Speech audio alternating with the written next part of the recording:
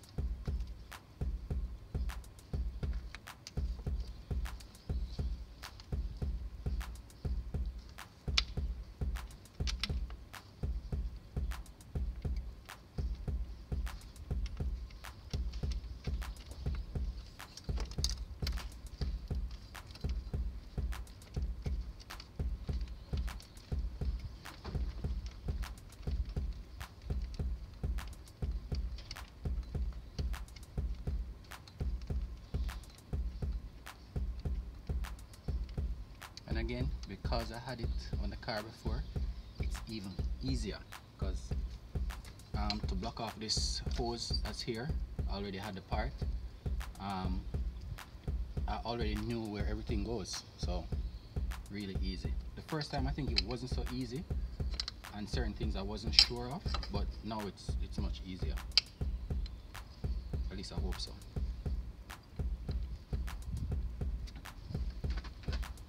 Now, the reason I'm using back this part is because this sensor right here, I'm not sure, I think maybe it's a boost sensor. This bracket holds it, but I'm gonna have something made that will hold the bracket. Probably an L that goes right back here, that holds the sensor. So I won't have to use this bracket and expose that thing there. Come to think of it, maybe I should just zip tie it somewhere. I think I'm going to do that. Remove it from here.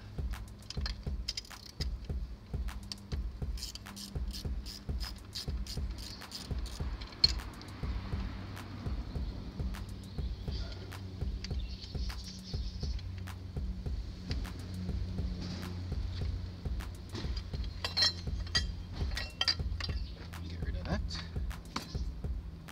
And zip tie this here for the time being until I have a L made for it.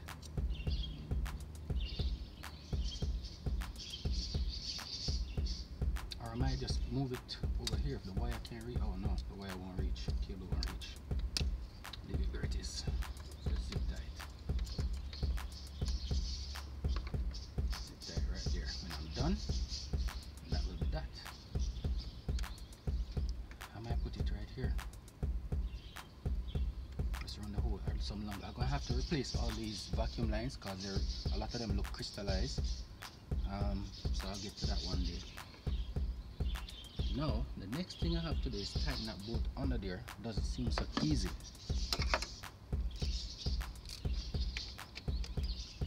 Because it's right under the blow-off valve, and that hose is blocking the wrench. I'm gonna do that. Oh. Yeah, just do this.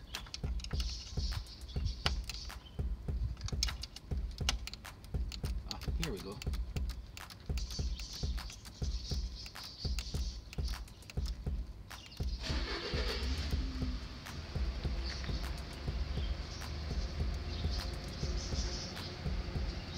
Okay.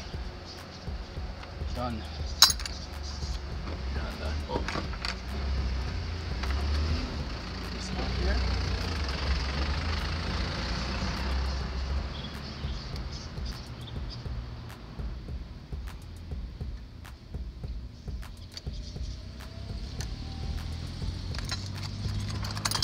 This side isn't pressurized, so you don't have to really tighten it that much, or use a tighter clamp or a better clamp. These clamps are pretty good, are good enough for this.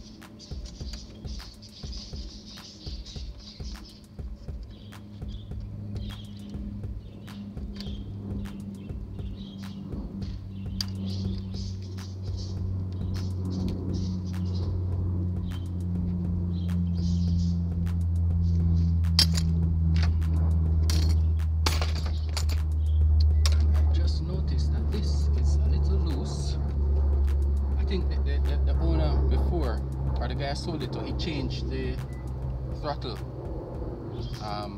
thing here, right? Because these cars, all the throttles are electronic, and the Nissan ones are notorious for giving some problems. So they changed it, but the person who changed it didn't tighten the hose. So I'm gonna have to do that now.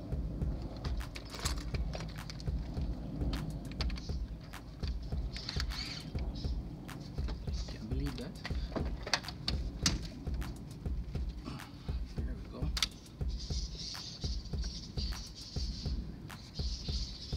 And the one down here doesn't seem tight. I wonder why they didn't just take the time and do this properly.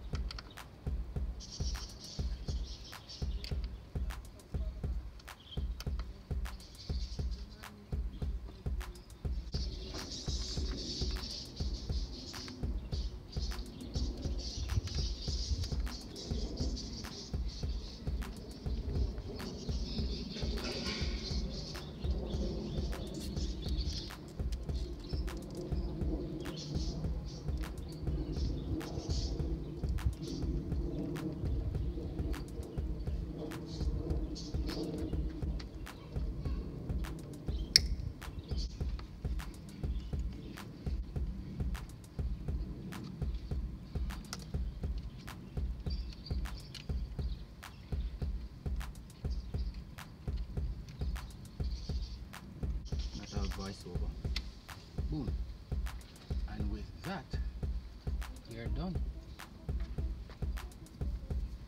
So let me bring you guys in closer and show you exactly what I did. This is all DIY. I blocked off this return line. That's when you have a blow-off. Every turbo car has a blow-off valve. Some are atmospheric and some are recirculated, and this is where this recirculated valve goes, or air goes. So I blocked that off.